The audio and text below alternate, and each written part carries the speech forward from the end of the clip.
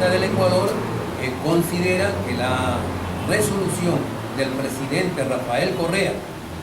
en el sentido de cesar en su cargo a la cúpula militar ha estado oportuna, dado que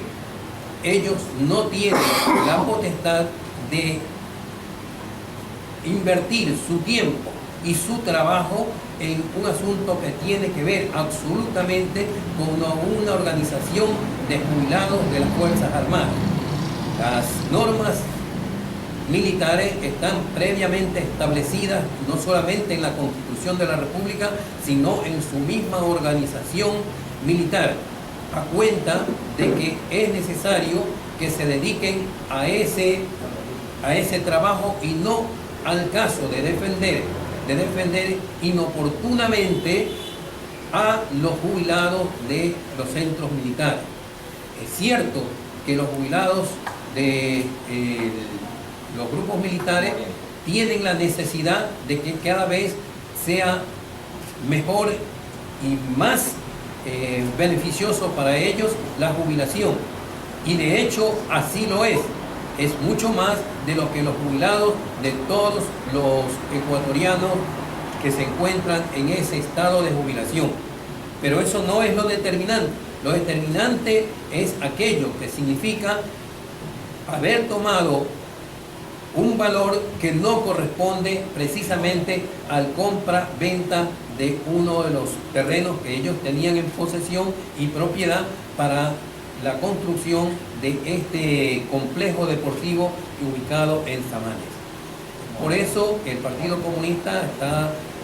proponiendo llamar a todas las fuerzas democráticas y progresistas para detener la mala intención de la oposición ecuatoriana de pretender utilizar a las Fuerzas Armadas para llevar a una situación conflictiva al pueblo ecuatoriano que pretenda volver al pasado aquel donde se daban los golpes de Estado, al pasado aquel donde la oligarquía y la burguesía nacional se acomodaba con grupos militares para poder volver al pasado neoliberal y al pasado que estaba en manos de ellos. Por eso al día de hoy el Partido Comunista junto con otras fuerzas democráticas y progresistas estarán junto al Palacio de Carondelet y junto a las gobernaciones de cada provincia para defender la constitución política de la República y defender el estado social en que está viviendo en este momento el Ecuador, procurando llevar adelante un proceso revolucionario que justifique el movimiento político revolucionario que está llevando a cabo este proceso en el país. Usted habla de grupos de oposición, quisiera que nos diga quiénes lo encabezan esos grupos. Bueno, está determinado que los grupos de oposición se encuentran alrededor y ya lo hicieron en este mes pasado, cuando se reunieron en Cuenca y se reunieron en Loja, todos aquellos que están procurando una vuelta al pasado neoliberal. Es así que encontramos a los alcaldes de Guayaquil, el alcalde de Cuenca, los prefectos de algunas provincias, inclusive de origen indígena, y así grupos de todo tipo que están buscando una oportunidad de esta naturaleza para poder buscar un golpe